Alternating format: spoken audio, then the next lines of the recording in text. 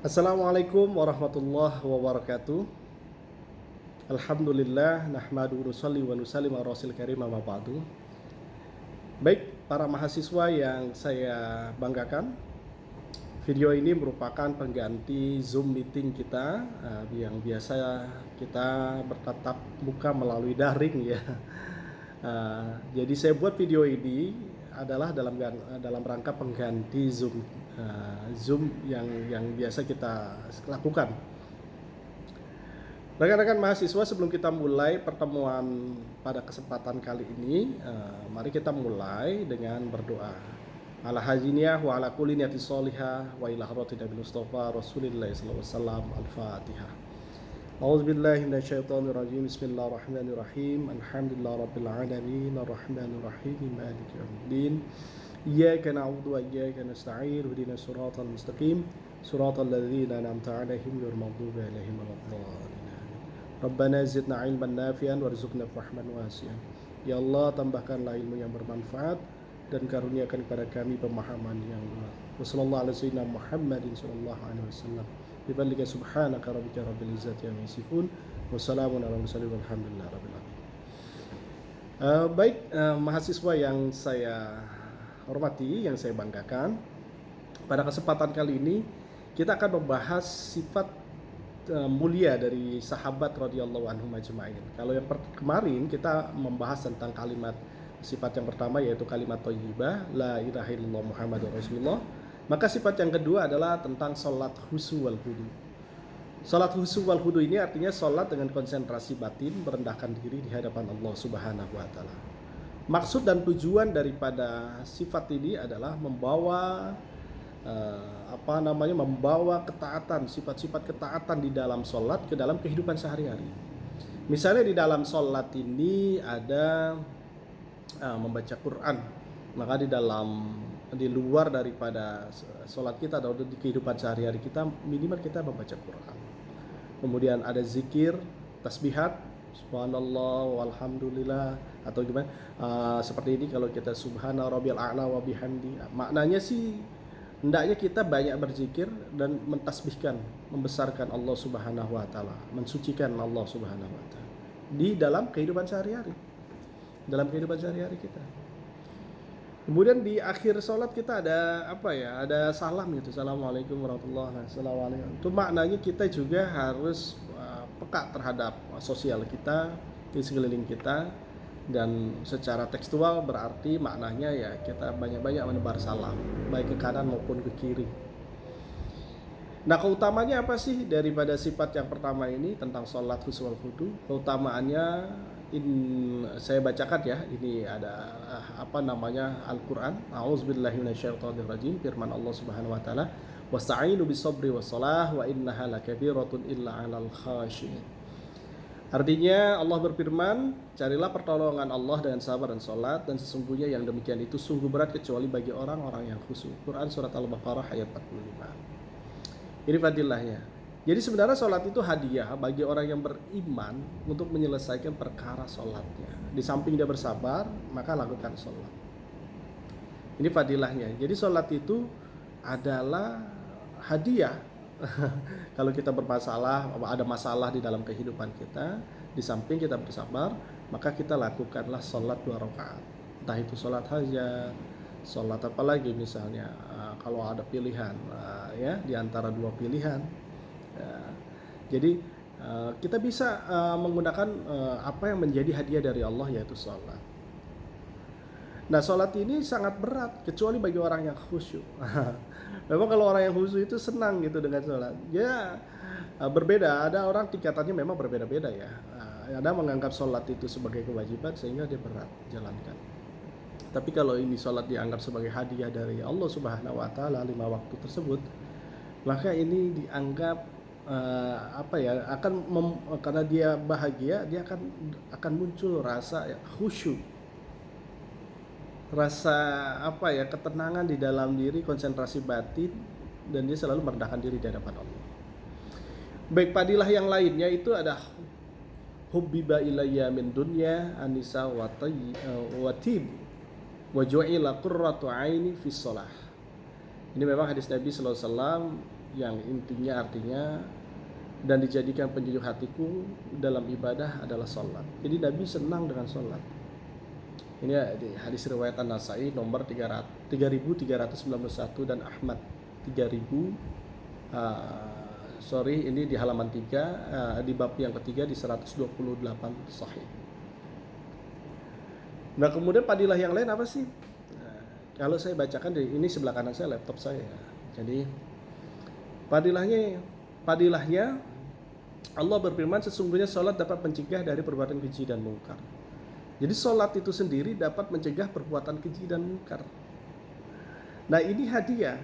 Kalau kita bingung, gundah, gelisah, mungkin di antara Anda ada yang mudah bermaksiat, ya, di antara Anda mungkin ada yang mudah melakukan dosa dan seterusnya, sholat.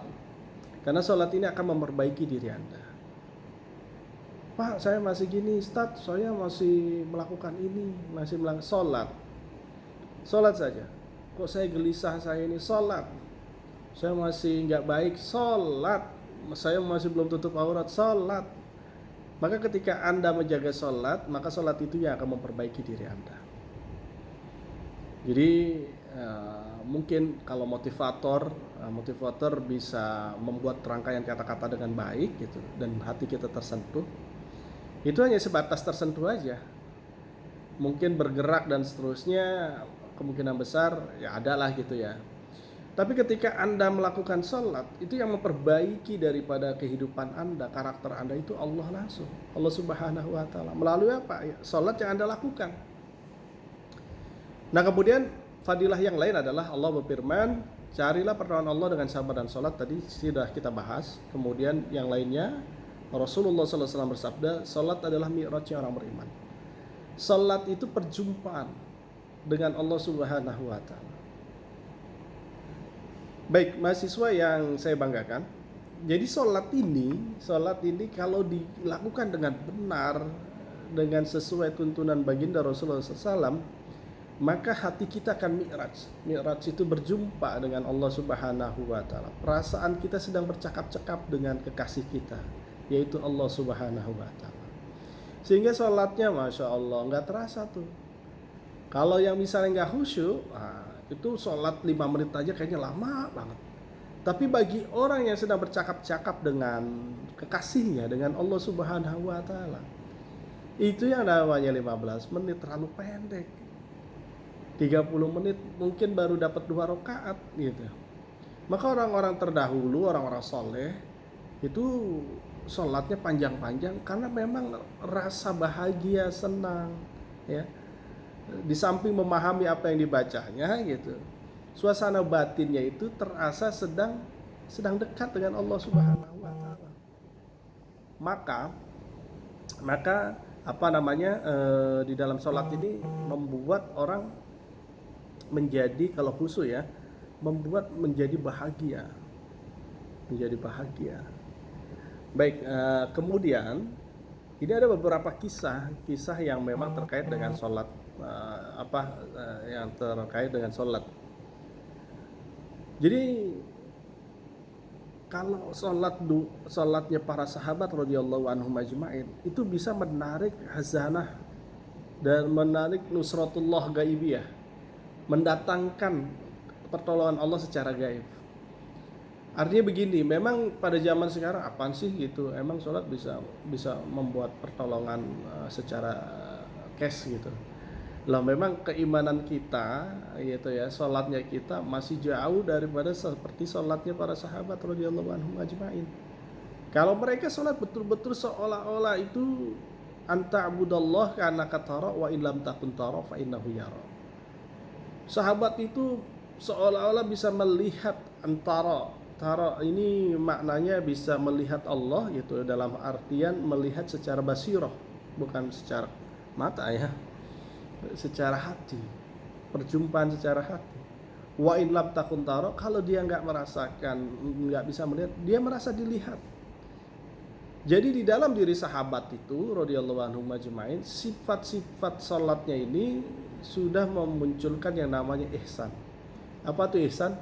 Yaitu tadi yang saya bilang, anta'budallah ka'annaka tara wa in lam takun tara fa innahu yara. Jadi salatnya itu seolah-olah sudah bisa berjumpa dengan Allah, kalaupun tidak berjumpa dia merasa dilihat oleh Allah. Pada kondisi batin seperti itu, kira-kira gitu, salatnya itu bakal bercanda nggak gitu, bakal lalai nggak gitu. Saya pikir akan jauh daripada kata-kata lalai itu. Bahkan lebih dekat kepada kekhusyuan, karena sifat ihsan sudah wujud dalam diri sahabat. Bahkan ada satu kisah itu sahabiah ya, ketika dia masuk Islam, wanita gitu masuk Islam, anaknya meninggal. Ketika anaknya meninggal dicengin tuh, bahasanya dicengin apa ya, ya pokoknya diolok-olok oleh kafir Quraisy lah gitu. Tuh gara-gara masuk Islam tuh anaknya meninggal kan gitu. Maka dia merasa ingin membuktikan kebesaran Allah Subhanahu wa taala. Dia sholat 2 rakaat. Ketika dia sholat 2 rakaat, Masya Allah, keajaiban datang. Ya Allah, kira-kira berdoanya begini, ya Allah, buktikan kepada mereka bahwasanya agama ini benar. Dengan apa? Sholat 2 rakaat. Maka anak yang meninggal tadi hidup lagi. Ini kisah ini terdapat dalam satu hadis. Sholatnya sahabiah, sholatnya seorang perempuan gitu ya, yang sungguh-sungguh bisa menghidupkan kembali, seorang ibu menghidupkan kembali anaknya yang sudah wafat. Walaupun setelah itu beberapa waktu kemudian anaknya meninggal lagi. Gitu. Tetapi salatnya itu bisa menarik nusratullah gaibiyah, pertolongan Allah secara gaib gitu. Maka salat yang apa namanya, salat yang sungguh-sungguh yang benar oleh para sahabat radhiyallahu anhum ajma'in ini bisa mendatangkan nusratullah atau pertolongan Allah. Satu kisah ini familiar juga di satu hadis. Nabi sallallahu alaihi wasallam, bukan Nabi, para sahabat nih mau nyebrang pakai kuda, tetapi terbentang danau yang luas. Ya. Jadi pakai hanya satu cara, yaitu melewati danau itu gitu. Maka pimpinan daripada kelompok tersebut ya memerintahkan untuk sholat 2 rakaat. Ketika sholat 2 rakaat dan meminta kepada Allah Subhanahu wa taala, dia pacu kudanya, maka kudanya berjalan di atas air. Kisah-kisah ini termaktub di dalam hadis Nabi Shallallahu Alaihi Wasallam, ya, kumpulan hadis. Nanti bisa dilihat ya, Anda bisa cari. Itu bisa berjalan. Jadi sholatnya sudah betul-betul membuat daripada menarik pertolongan Allah Subhanahu Wa Taala. Kalau kita sholatnya gimana nih? Bahkan ada satu sahabat yang ketika dia terkena panah kakinya tuh, beliau mengatakan, nanti ketika aku sholat 2 rakaat, ketika aku sedang sujud atau sedang apa, maka cabut itu mata panahnya itu. Maka dilakukan gitu. Ketika dia sholat 2 rakaat, sahabat yang lain memperhatikan dia sudah tenggelam dalam sholatnya. Ketika dia sujud, dia ruku, dicabut itu panahnya, tidak terasa. Saking merasakan kelezatannya di dalam sholat. Nah ini penting bagi kita menjadi ya semacam parameter ukuran sholat kita ini gimana, pembanding kita nih sholat gara-gara nyamuk aja itu ngedumbalnya minta ampun gitu. Ada seseorang kalau sholat Allahu Akbar, tiba-tiba ada nyamuk, awas aja gigit nih, dalam hati awas aja nih gigit. Kalau gigit nanti gue tepok nih biar mati gitu. masih mikirin untuk membunuh makhluk Allah Subhanahu wa taala gitu. Sahabat tuh panah tertancap, dicabut tidak berasa. Kalau umat akhir zaman ini gitu ya, ada nyamuk aja tuh kayaknya awas ya, balas dendam ya. Dalam sholatnya masih dendam, masih ingin ada rasa membunuh makhluk Allah, yaitu bentuknya nyamuk. Memang jauh sekali ya. Kisah Syekh Abdul Qadir Jailani waktu kecil gitu ya. setelah pulang daripada dia taklim ngaji gitu, itu pulang ke rumah minta sama orang tuanya gini, ibu aku lapar gitu, kira-kira ada makanan apa. Maka ibunya tuh karena orang soleha, dia katakan, nak, minta ke Allah kamu sholat 2 rakaat. Maka si Abdul Qadir Jailani ini sholat 2 rakaat, diam-diam ibunya naruh roti di dalam periuk, sehingga ketika sholat selesai ibunya bilang, sudah kamu minta sama Allah, sudah bu, gitu. Coba lihatlah di periuk itu. Maka dilihat, ternyata ada roti dimakan sama dia. Setiap pulang ibunya melakukan itu. Dan Syekh Abdul Qadir Jailani ini ketika dia minta makan, dia udah paham, dia mintanya tidak langsung ke ibunya, dia minta sholat 2 rakaat, dan ketika lagi sholat 2 rakaat ibunya masukin roti ke dalam periuk. Begitu setiap hari, sehingga muncul keyakinan betul-betul i'tiqad yang kuat, keyakinan yang kuat bahwasanya yang memberikan roti itu adalah Allah Subhanahu wa taala. Satu ketika pas dia pulang, ternyata ibunya nggak ada. Ibunya lagi ke rumah saudaranya. Singkat cerita, ketika sudah ketemu dengan ibunya nih nggak ngeh gitu, oh ya anakku belum makan ini, gimana ini gitu. Tapi Syekh Abdul Qadir Jailani sholat 2 rakaat gitu, sholat 2 rakaat, dilihat periuknya kosong ya, karena ibunya di luar rumah gitu ya, sedang bertandang ke rumah saudaranya gitu, dan ibunya juga mengkhawatirkan itu gitu. Yang 2 rakaat tidak menemukan. Maka dia kembali sholat lagi 2 rakaat. Wah, sholat saya belum betul kayak ini. Maka dia sholat lagi. Dilihat periuk kosong lagi. Dia sholat lagi, perbaiki sholatnya. 2 rakaat lagi dia perbaiki sholatnya. Terus betul-betul dia minta kepada Allah Subhanahu wa taala. Maka ibunya pulang. Assalamualaikum, nak, katanya gitu. Mohon maaf ibu, baru pulang, belum ngasih kabar ke kamu karena ada informasi mendadak. Udah makan, nak, gitu. Maka Syekh Abdul Qadir Jailani katakan, udah bu. Wah, ibunya kaget. Tapi diumpetin rasa kagetnya. Bener, nak, kamu udah makan? Sudah bu, gitu. Saya sudah makan. Cuman hari ini memang harus sholatnya harus benar-benar bu, katanya. Minta Allah dengan Allah itu harus benar-benar sungguh-sungguh gitu. Barulah ketika saya perbaiki sholat, bukan satu roti saja yang muncul, yang ada, tetapi di dalam periuk itu banyak sekali rotinya. Maka ibunya semenjak itu baru paham bahwa anaknya seorang syekh besar atau waliullah, kekasih Allah. Dengan sholatnya 2 rakaat bisa menghadirkan makanan yang lezat atau roti di dalam periuknya. Itu kisah Syekh Abdul Qadir Jailani. Memang kisah-kisah ini kalau dibawa kepada kehidupan yang sekarang, ya memang aneh gitu. Kok ada ya seperti itu? Kita aja sholat aja minimal untuk apa nih? Misalnya untuk kekayaan, melunasi hutang, dan seterusnya. Apakah salah? Ya nggak salah juga sih, boleh-boleh aja. Tapi orang-orang terdahulu keyakinannya, yakin kepada Allahnya itu betul-betul pol-polan gitu.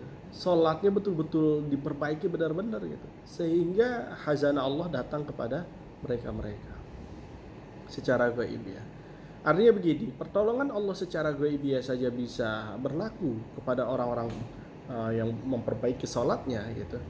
Apalagi pertolongan Allah yang sifatnya zahir gitu. Misalnya Anda punya hutang dan seterusnya, bisa jadi Allah selesaikan dengan cepat, dengan cara misalnya Anda dapat proyek dan seterusnya. Anda ada masalah, sakit dan seterusnya, tiba-tiba ada orang yang bisa menyembuhkan dalam wasilahnya ya, menterapi Anda dan Anda sembuh gitu. Jadi cara Allah tuh macam-macam, mau cara zahiriyah, mau secara zahiriyah tuh yang nampak, atau secara batiniah, secara ghaibiyah ya, secara gaib yang tidak nampak juga bisa. Karena Allah yang menggenggam itu kehidupan yang zahir maupun yang batin. Baik, biar terfokus lagi. Sebentar. Nah, kemudian sholat ini, Masya Allah. Maka di dalam sholat ini, bagaimana cara mendapatkannya? Cara mendapatkan sholat khusyuk wal hudu nih supaya kita khusyuk dan Pertama, mendakwahkan pentingnya sholat. Sering-sering kita ngajak orang untuk sholat, walaupun orangnya mungkin nggak mau gitu, atau kitanya sungkan, itu harus dilawan perasaan.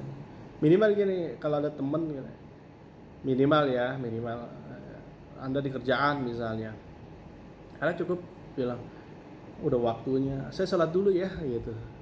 Minimal begitu aja, Anda sudah dakwah, niatkan dakwah saja mengajak. Walaupun Anda belum bisa berani, yuk sholat yuk bareng-bareng sholat yuk, Anda belum berani tuh. Tapi minimal Anda niat ketika ada waktu masuk sholat, Anda bilang ke rekan-rekan Anda, saya mau sholat dulu ya. Niatkan apa yang Anda keluarkan kalimat itu adalah niatkan untuk mengajak mereka gitu. Sehingga niat untuk dakwah, mengajak. Ya.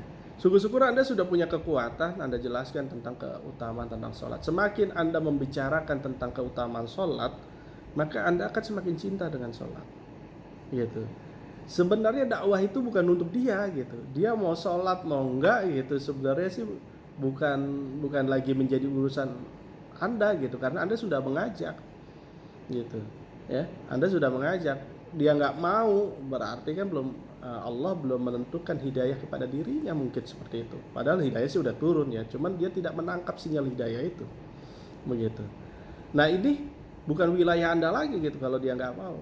Tetapi Anda tidak terhenti di situ. Mau nggak mau tetap saja Anda ajak gitu. Nah, ini yang pertama langkahnya mendakwahkan pentingnya sholat kepada adik Anda, kepada siapa di sekeliling Anda ya.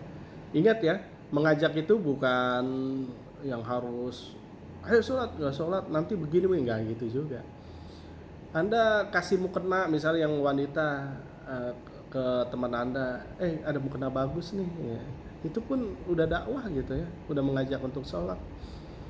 Atau Anda tinggal bilang, habis sholat kita makan yuk gitu, tapi kita sholat dulu gitu.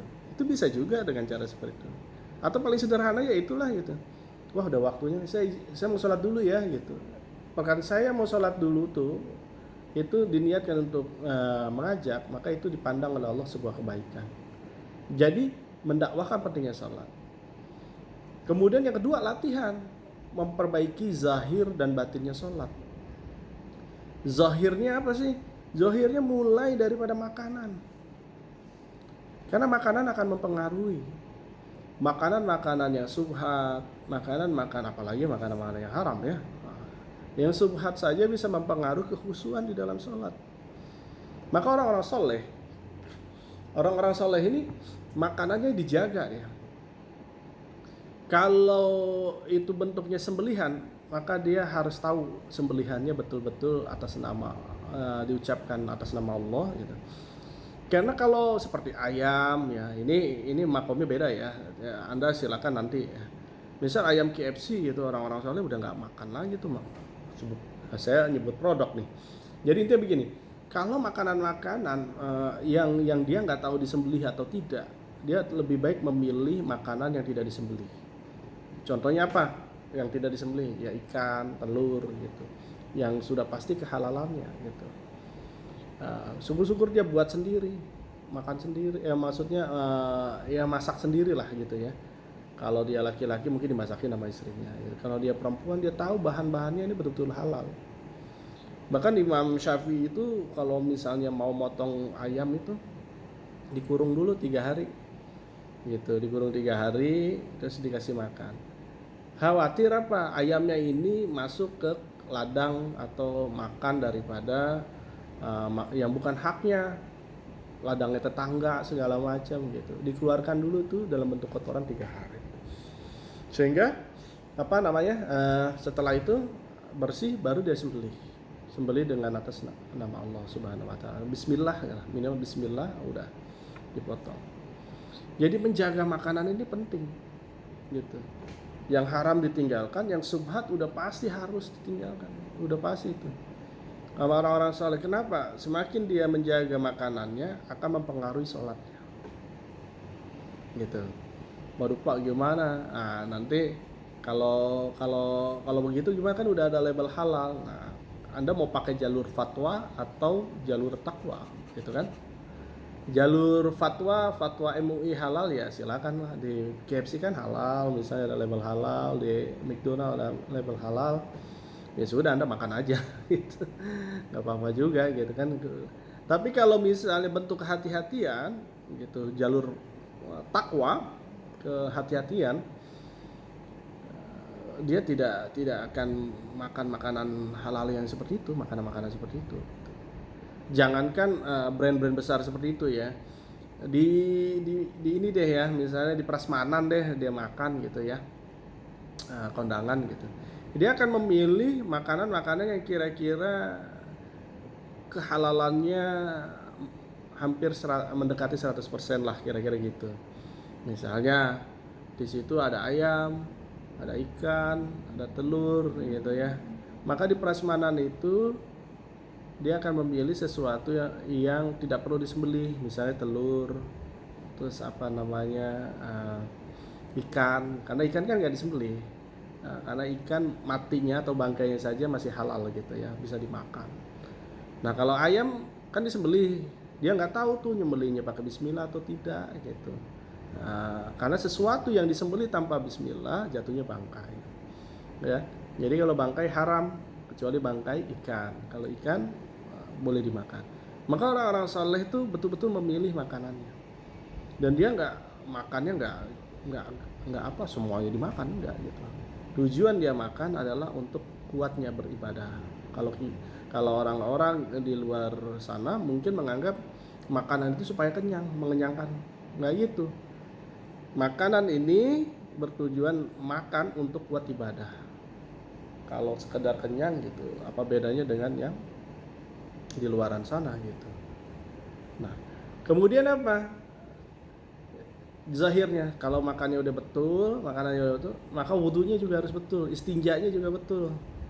Istinjanya betul-betul, yang perempuan diperhatikan ya. Belajar lagi tentang fikih ya. Bagaimana tentang darah haid dan seterusnya ya. Darah nifas, darah-darah yang lainnya. Nah, itu semua harus dipelajari. Jangan sampai tidak dipelajari gitu, kapan waktu bersihnya dan seterusnya. Yang laki-laki juga harus paham juga, kalau istinjanya yang benar, kalau pipisnya jangan berdiri gitu. Kalau berdiri biasanya nggak tuntas, ketika selesai dirapihin lagi, dia pakai celana lagi, netes di celananya, maka celananya ini nggak sah dipakai untuk sholat gitu. Karena salah satu syarat sahnya sholat adalah pakaian yang bersih atau pakaian yang tidak bernajis, bahasanya begitu ya. Nah ini semua diperhatikan, wudhunya diperhatikan ya, wudhunya yang benar, terus kemudian bacaan Qur'annya, gerakan sholatnya, semua diperhatikan, fatihahnya. Ini yang zahir ya. Nah, yang batinnya apa? Yang batinnya adalah latihan dengan menghadirkan sifat ihsan. Apa itu? Anta abudallah karena tara wa in lam takun tara fa innahu yaraka. Engkau ketika sholat nih menghadirkan betul-betul ya. Jika Anda bisa melihat dengan basirah Anda, melihat keagungan Allah gitu ya, dengan basirah Anda. Kalau tidak bisa, minimal Anda merasa dilihat. Ini sifat ihsan. Jadi batinnya seperti itu ketika sholat. Nah kalau kalau zahirnya tadi ya, dari mulai makanan, istinjanya, terus kemudian wudunya, gerakan sholatnya, bacaan sholatnya, itu harus belajar betul-betul ya.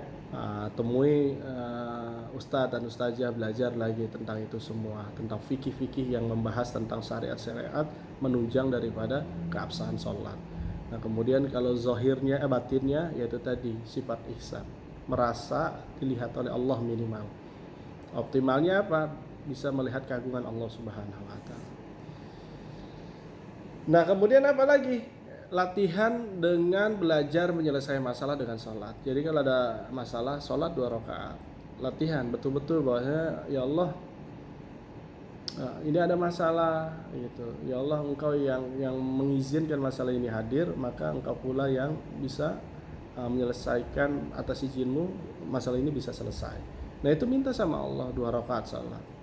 Yang ketiga apa? Berdoa supaya diberikan hakikat salat wal khusu wal khudu. Jadi salat khusu minta sama Allah, ya Allah berikanlah saya hakikat salat, sifat hakikat salat khusu wal khudu. Itu minta sama Allah, nah, ya Allah salat saya masih misalnya belum fokus, ya Allah salat saya masih memikirkan yang lainnya, ya Allah saya masih begini masih begitu gitu. Maka minta sama Allah, ya Allah berikanlah kelezatan di dalam sholat, ya Allah berikanlah sifat khusyuk wal khudu, ya sifat di mana saya bisa khusyuk merendahkan diri di hadapan Engkau ya Allah. Itu minta. Jangan kita kan mintanya cuma rata-rata itu aja tuh. Kalau ada hutang ya Allah lunasi, ya Allah berikan harta yang berlimpah, gitu-gitu aja. Tapi perkara ibadah kita nggak minta kekhusyuan sholat, ya. Itu kita jarang minta perkara-perkara gitu. Maka orang-orang pembedanya gitu. Kalau orang-orang soleh mintanya, ya Allah tetapkanlah dalam keadaan kekhusyuan gitu. Tetapkanlah dalam kelezatan beribadah sholat gitu. Kayak gitu-gitu mintanya.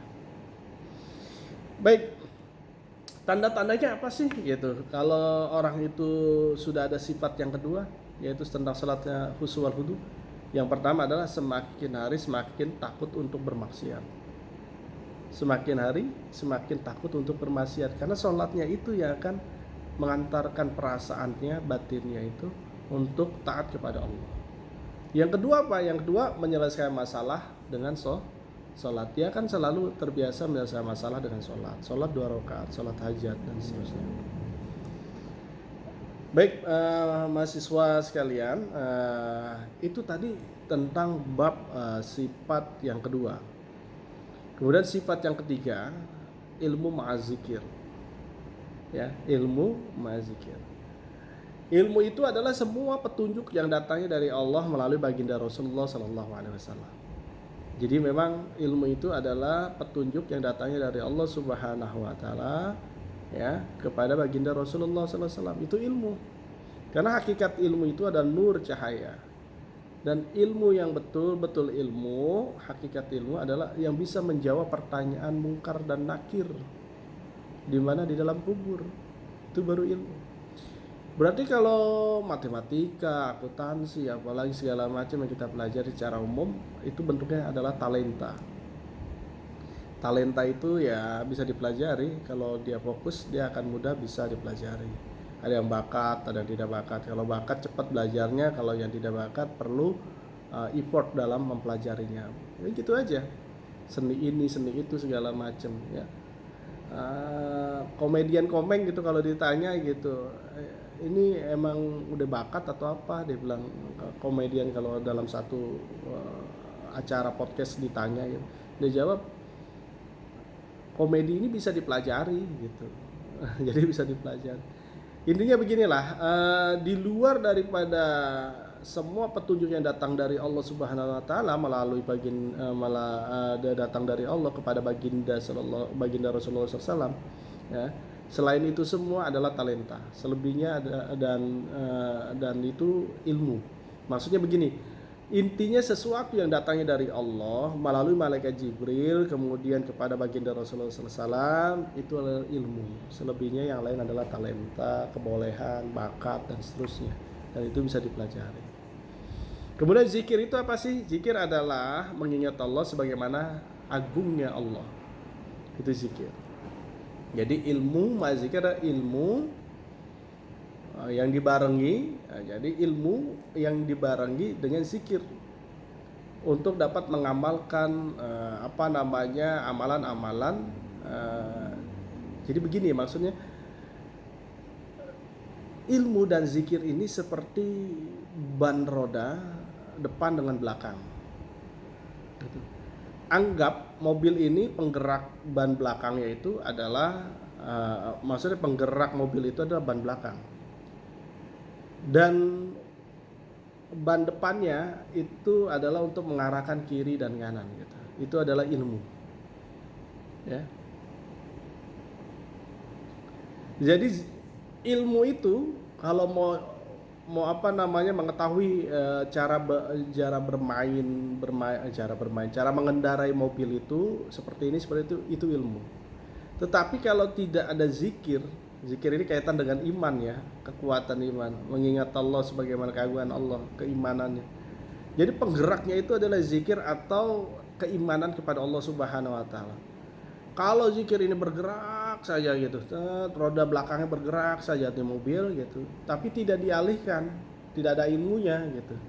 Kira-kira bisa nabrak gak? Bisa nabrak. Ya, semangat aja gitu ya, ibadah segala macam gitu.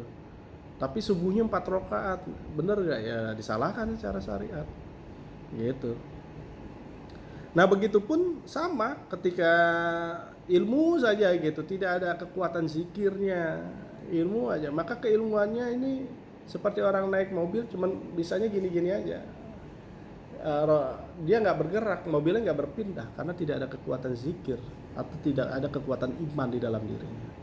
Maka ilmu dan zikirnya harus dipadukan. Ya. Ilmu yang tidak dibarengi zikir juga bisa bermasalah. Kenapa?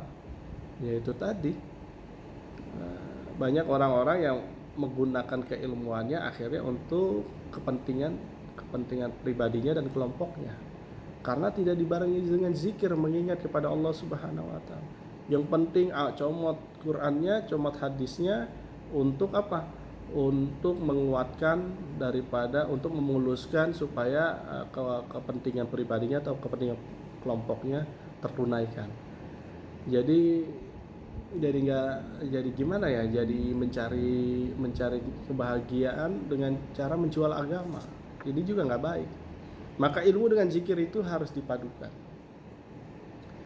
Fadilah ilmu ini salah satunya yarfa'illahu alladhina amanu minkum walladhina utul ilma darajat wallahu bima ta'maluna khabir. Auzubillahi minasyaitonir rajim. Saya ulang. Yarfa'illahu alladhina amanu minkum walladhina utul ilma darajat wallahu bima ta'maluna khabir. Artinya Allah akan meninggikan orang yang beriman di antaramu dan orang-orang yang diberi ilmu pengetahuan beberapa derajat.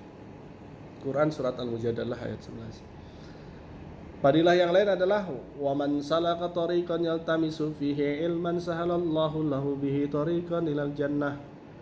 Nah, barang siapa,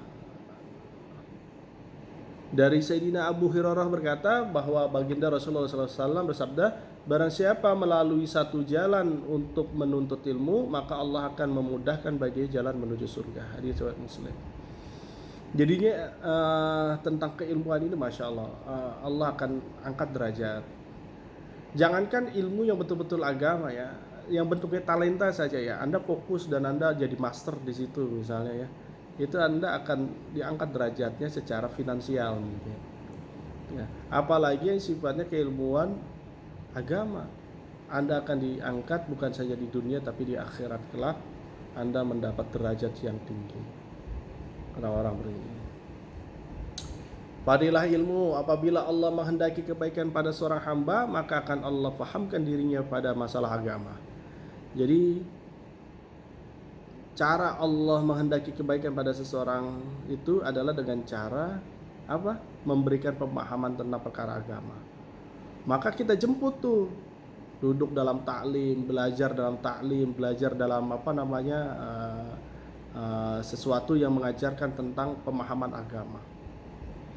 Kemudian apa fadilah yang lain? Barang siapa berjalan mencari ilmu, maka Allah akan mudahkan untuknya jalan menuju surga. Ya tentu gitu, karena orang yang menuntut ilmu itu sebenarnya sedang menuju pintu-pintu surga gitu. Ya, dia akan tahu, oh begini cara masuk surga. Itu dari mana ya? Dari mencari ilmu itu. Dimudahkan oleh Allah untuk jalan menuju surga.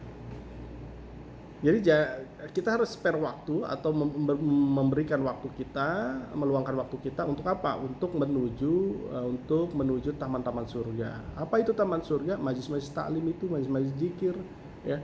Itulah taman surga. Duduk ke situ supaya kita faham tentang agama. Kemudian apa? Barang siapa mempelajari satu ayat Al-Quran, maka nilainya adalah lebih baik daripada sholat sunnah 100 rakaat. Barang siapa yang mempelajari satu bab dari ilmu, maka lebih baik nilainya daripada sholat sunnah 1000 rakaat. Ya, jadi tuh orang mempelajari ilmu gitu ya, itu dimuliakan, lebih mulia daripada orang yang ibadah aja tapi tidak ada ilmunya. gitu ya. Maka orang yang berilmu sholat 2 rakaat saja tuh dengan orang yang tidak berilmu berbeda ya. Nah, satu ayat Al-Quran kalau dipelajari aja nih lebih baik daripada sholat sunnah 100 rakaat. Maka kedudukan ilmu penting di mana? Di dalam Islam.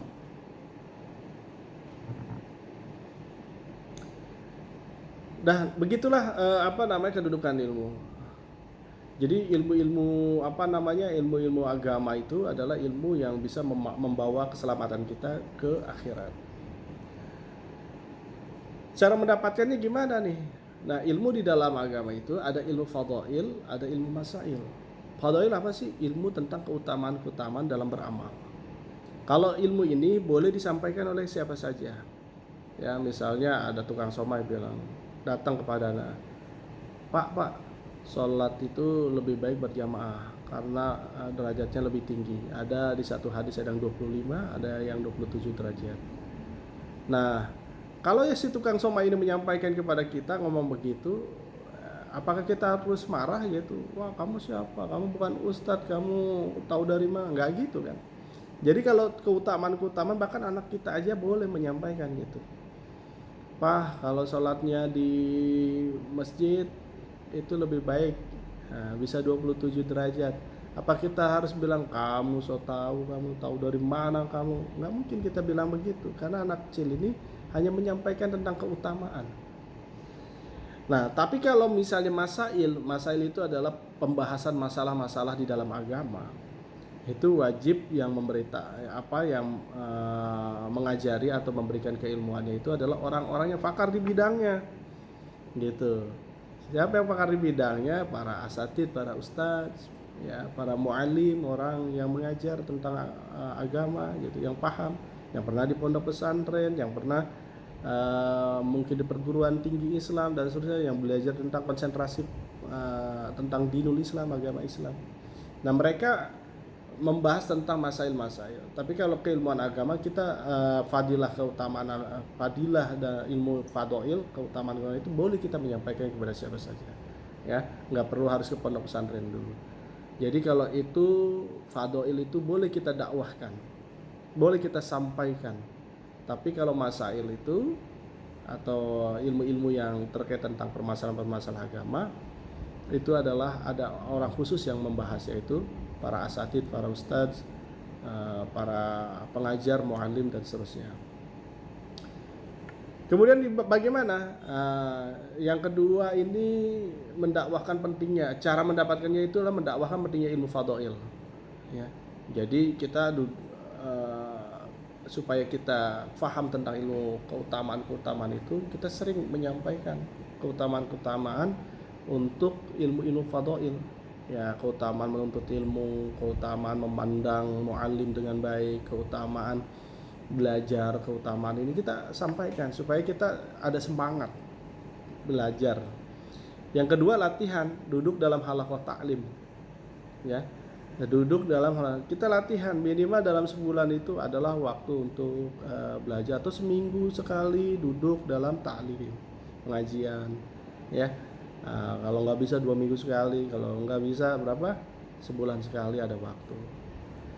Kemudian mengajak manusia dalam halaqah ta'lim, kita ajak orang-orang tuh untuk duduk dalam ta'lim. Ayo ikut yuk, kita nggak belajar ngaji ke sana, yuk kita belajar yuk ke sini, gitu. Karena di dalam pengajian itu biasanya masya Allah itu malaikat berkerumun gitu. Jadi ketenangan, sakinah gitu ya, terus apa lagi ya, ketenangan batin itu muncul di dalam ta'lim, di dalam menimba ilmu tersebut. Kemudian menghadirkan fadilah dalam setiap amal. Jadi kita menghadirkan keutamaan-keutamaan dalam setiap amal. Oh, kalau sholat di rumah bagi yang laki-laki itu begitu, tapi yang kalau laki-lakinya sholat berjamaah di masjid pahalanya lebih besar. Hadirkan fadilah dan keutamaannya gitu ya. Oh, kalau kita lebih besar orang yang belajar ilmu agama gitu dibandingkan orang yang nggak belajar ilmu agama gitu tapi sholatnya misalnya 100 rakaat, maka hadirkan keutamaan fadilah udah. Dan keutamaan itu untuk diri kita ya, keutamaan itu untuk diri kita ya, maksudnya Tidak untuk menjustifikasi orang gitu. Kamu misalnya nggak sholat di masjid, ini saya beliin kena kamu gitu. Ya kalau sekedar guyon boleh saja gitu. Tetapi ini untuk penyemangat diri kita.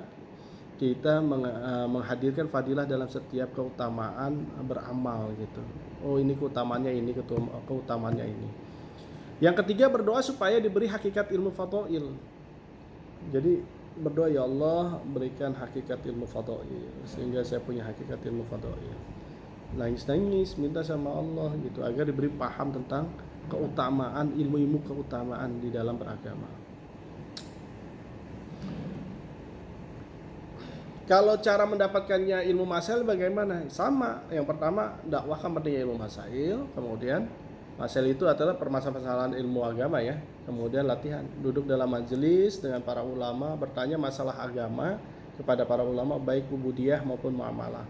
Jadi kita belajar fikih misalnya, kita belajar muamalah fikih, muamalah muasyarah biasa di bab fikih itu banyak. Ya, itu tanya ke ulama. Ya, tanya ke ulama. Terus kemudian apa? Berziarah kepada para ulama. Jadi kita berziarah ke ustadz yang dulu ngajarin kita waktu kecil, ustazah yang ngajarin alif-alifan. Terus ziarahi kalau memang beliau sudah wafat. Kalau tidak ada, masih ada ya ziarah ke rumahnya. Datangi ya. Nah, datang ke rumahnya, bertanding segala macam. Kemudian kalau memang ada ulama-ulama besar di rumah kita gitu ya, kita datang. Supaya apa? Barokah ilmunya kita dapat. Yang ketiga berdoa supaya diberi hakikat ilmu masail. Berdoa juga nangis kepada Allah Subhanahu wa taala. Nah, kemudian fadilah zikir. Nah, kalau tadi tentang ilmu, sekarang tentang zikir. Apa sih keutamaan zikir? Alladzina amanu wa tatma'innu qulubuhum bidzikrillah. Ala bidzikrillah tatma'innul qulub. Allah Subhanahu wa taala berfirman, yaitu orang-orang yang beriman dan hati mereka menjadi tentram dengan mengingat Allah. Ingatlah, hanya dengan mengingat Allah hati menjadi tentram. Ar-Ra'd ayat 28. Jadi orang-orang yang berzikir itu jiwanya tenang. Ya, tenang, damai gitu ya. Orang-orang yang berzikir itu sebenarnya dia orang yang hidup. Orang yang tidak berzikir itu orang yang mati. Fadilah zikir yang lainnya adalah an Abi Musa radhiyallahu anhu qala Nabi sallallahu alaihi wasallam matalul ladina yazkuru rabbahu wal ladina la yazkuru rabbahu matal hayy wal mayit. Nah, ini barusan tadi saya sampaikan. Dari Abu Musa radhiyallahu anhu dia berkata, Nabi sallallahu alaihi wasallam bersabda, permisalan orang yang mengingat Rabbnya dengan orang yang tidak mengingat Rabbnya seperti orang yang hidup dengan yang mati. Jadi sebenarnya orang yang berzikir itu orang yang hidup secara ruhaniyat. Orang yang tidak berzikir adalah orang yang tidak hidup, kayak zombie. Hidupnya mau ngapain nggak jelas gitu. Kerja bagai kuda gitu, berangkat pagi, pulang sore atau malam. Terus dapat gaji, gersang. Walaupun dia kaya dia gersang. Tapi orang yang berzikir gitu, ya. Mau kaya mau enggak gitu, mau ada duit nggak ada duit gitu, nggak ada duit dia tenang, ada duit dia tenang. Tapi orang yang tidak berzikir, yang tidak ada hatinya Allah Subhanahu wa taala, miskin gelisah, kaya gelisah gitu. Ya kaya aja gelisah apalagi miskin gitu, gelisah. Karena kekayaannya buat apa gitu, dia bingung, ada kegersangan di situ. Karena zikir itu adalah untuk membasmi daripada kegersangan hati. Jadi kesuburan hati itu, ketenangan jiwa dan seterusnya dengan zikir. Dengan zikir. Fadilah yang lainnya apa? Perumpamaan orang yang berzikir dengan orang yang tidak berzikir adalah seperti orang yang hidup dibandingkan orang yang mati tadi ya. Jadi kalau mau lihat zombie itu ya banyak sekali. Apa itu indikasinya? Badannya bergerak gitu, tapi hatinya tidak terpaut dengan Allah, tidak ada zikir, ya itulah dia bagai orang mati gitu, berjalan tapi ya mati, nggak hidup gitu, nggak ya gersang dan seterusnya. Kemudian Allah berfirman, dengan mengingat Allah maka hati akan menjadi tenang, tadi sudah. Kemudian Allah berfirman, ingatlah padaku niscaya aku akan ingat kepadamu. Nah, ingatlah kepadaku niscaya aku akan ingat kepadamu. Jadi ketika engkau mengingat Allah, maka Allah otomatis mengingatnya. Jadi cara supaya kita diingat oleh Allah adalah dengan zikir, mengingat Allah. Gitu. Kita nih kalau punya kekasih gitu ya, kekasih kita mikirin kita bahagia, senang sekali gitu. Tetapi ketika kekasih kita tidak mikirin kita akan kecewa dan seterusnya gitu. Apatah lagi ini yang punya langit dan bumi gitu. Ketika kita sebut namanya, dia juga menyebut nama kita gitu. Ketika kita mengingat dia, dia lebih mengingat kepada kita juga. Alangkah bahagianya itu. Ya, alangkah bahagianya. Ya, bahkan kisah-kisah Rustum misalnya ya, Siti Maryam di dalam mihrabnya juga. Rustum itu ketika datang ke negeri Persia gitu ya. Padahal Rustum ini apa ya? Ya orang yang biasa aja, dia bawa pedangnya cuma patah gitu. Dia datang ke satu istana di situ Persia, dia bilang dengan keberaniannya dia katakan seperti itu gitu. Kamu berani si raja nih, kamu dengan seorang sendiri gitu. Rustum ini karena yakin gitu. Dia katakan orang yang berzikir itu adalah orang yang hidup. Orang yang tidak berzikir itu adalah orang yang mati. Maka hakikatnya saya sedang berada di orang-orang yang mati. Jadi saya tidak mengkhawatirkan. Maka takbirnya Rustum itu menggetarkan daripada tiang-tiang istana tersebut. Kisah Rustum ini seperti itu gitu. Karena keyakinannya, dia yakin betul bahwasanya orang yang berzikir itu orang yang hidup dan orang yang tidak berzikir itu orang yang mati. Maka dia sangat amat berani sekali. Apa takutnya dengan orang mati? Gitu. Dan saya adalah hidup karena saya berzikir. Dan orang yang tidak berzikir adalah orang yang mati. Maka kekuatan Rustum itu ya, takbirnya bisa menggetarkan daripada tiang-tiang istana tersebut gitu yang didatangi oleh Rustum, padahal sendiri. Karpet merahnya disobek dengan pedang yang buntung ini. Rustum ini. Jadi kalau orang yang sudah dekat dengan Allah, orang yang mengenal Allah, orang yang tidak ada rasa takut gitu, dia akan menganggap bahwa dirinya hidup dan orang yang tidak berzikir itu adalah mati. Tentu ini bukan berarti arogansi, bukan berarti arogan, wah saya sudah berzikir, saya hidup hatinya, terus kemudian ada orang yang tidak berzikir, mati hatinya. Nggak gitu ya, kalau umat akhir zaman nggak begitu cara menggunakan parameternya. Kemudian Siti Maryam juga begitu. Bunda Siti Maryam itu zikir di mihrab, didatangkan makanan yang pada waktu itu musim dingin, tapi datang makanan musim panas. Ya, yang tadinya di musim itu lagi musim panas, datang makanan di musim dingin, sehingga ayahnya Zakaria ini kaget, ini siapa yang bawa ini, katanya gitu. Kamu dari mana? Ini dari Allah gitu, ada yang membawakan. Padahal di mihrab itu terkunci dan seterusnya, hanya zikir.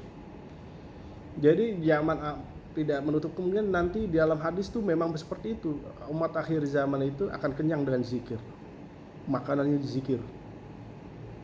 Dan di hadis-hadis seperti itu, ketika Dajjal sudah merajalela segala macam gitu ya, orang-orang yang beriman, betul-betul beriman, menghindari Dajjal itu lari ke gunung-gunung, makanan sulit dan seterusnya, maka dengan zikir bisa mengenyangkan. Zikir adalah makanan yang bisa mengenyangkan. Sebenarnya yang kenyang itu ruhaniyatnya gitu, sehingga laparnya nggak terasa. Jadi kenyangnya itu kenyang rohaniat. Maka cara mendapatkannya gimana? Cara mendapatkan zikir adalah mendakwahkan pentingnya zikir. Dakwahkan itu, sampaikan zikir nih, kalau kita mengingat Allah gitu ya, maka Allah akan ingat kepada kita. Orang yang zikir itu hatinya hidup, rohaniatnya hidup. Orang yang tidak zikir itu dia mati, terus kemudian gersang hidupnya dan sesuatu, walaupun tubuhnya hidup. Sampaikan saja, ceritakan seperti itu kepada orang-orang yang memang senang mendengarkan. Kemudian latihan membaca tasbihat, salawat, istighfar setiap pagi dan petang masing-masing 100 kali. Ya. Tasbihat, membaca tasbihat apa? Subhanallah walhamdulillah wala ilaha illallah wallahu akbar wala haula wala quwata illa billahil aliyyil azim, misalnya seperti itu ya. 100 kali. Hadirkan keagungan Allah. Dan kita salawat, setelah itu salawat 100 kali. Allahumma sholli ala Muhammad, Allahumma sholli ala Muhammad, Allahumma sholli ala sayyidina Muhammad juga boleh. Allah mau sholawat Ibrahimiyah juga boleh 100 kali. Hadirkan daripada kasih sayang baginda Rasulullah SAW, syafaatnya, ya kita hadirkan itu. Ya Allah, ya Rasulullah, engkau sangat baik sekali. Hadirkan itu perasaan-perasaan itu. Engkau berkorban penuh jiwa dan raga engkau untuk apa? Untuk umatmu. Itu dihadirkan perasaan. Kemudian istighfar berapa? 100 kali. Ya, astagfirullah, hadirkan daripada kekurangan kita, dosa-dosa kita, kelalaian kita, sehingga istighfar kita itu betul-betul istighfar, gitu ya, betul-betul istighfar. Berapa? 100 saja ya, setiap pagi dan petang. Pagi itu setelah subuh, petang itu mulai setelah asar. Kalau orang yang zikir pagi petangnya dijaga, masya Allah, itu keberkahan pasti datang ya. Yang ketiga, berdoa supaya diberi hakikat zikir. Minta sama Allah, ya Allah berikan hakikat zikir sehingga setiap amalan-amalan saya diingatkan tentang zikir dan keilmuan, gitu ya. Ilmu dan zikir. Tanda-tandanya apa? Semakin hari semakin takut.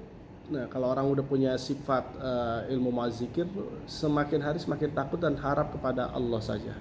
Jadi harapannya hanya kepada Allah saja, karena dia sudah cinta kepada Allah, hatinya penuh dengan Allah. Jadi dia semakin hari semakin takut, dalam artian takut untuk melakukan hal-hal yang tidak diinginkan gitu, karena yang dilarang oleh Allah, karena memang hatinya sudah terpaut dengan Allah. Ya, dia hanya berharap kepada Allah saja. Zikir, orang-orang pezikir itu seperti itu. Sedikit tertawa banyak menangis. Karena orang-orang yang zikir ini walaupun terlihat dia jarang ketawa gitu, tapi dia sebenarnya bahagia dibandingkan orang yang tertawa, senang tertawa padahal hatinya menderita. Banyak orang yang sekarang itu seperti itu. Di tongkrongan mungkin teman-teman Anda ketawa ketiwi, pas ditanya pasti hatinya gersang. Pasti artinya ada gitulah ya. Ya seolah-olah kalau di lagu tuh yang saya dengar seperti itu. Bolehkah aku sekali